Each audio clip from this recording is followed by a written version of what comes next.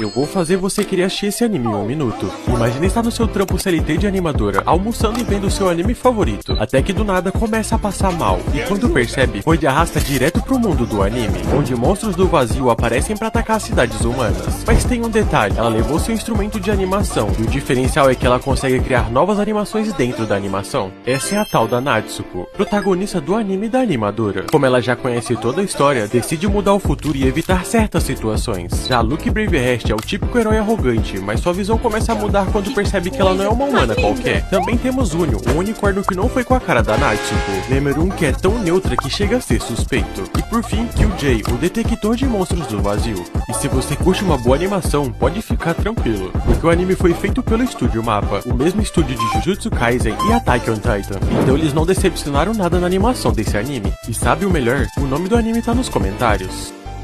Mas e aí, o que vocês acharam desse anime?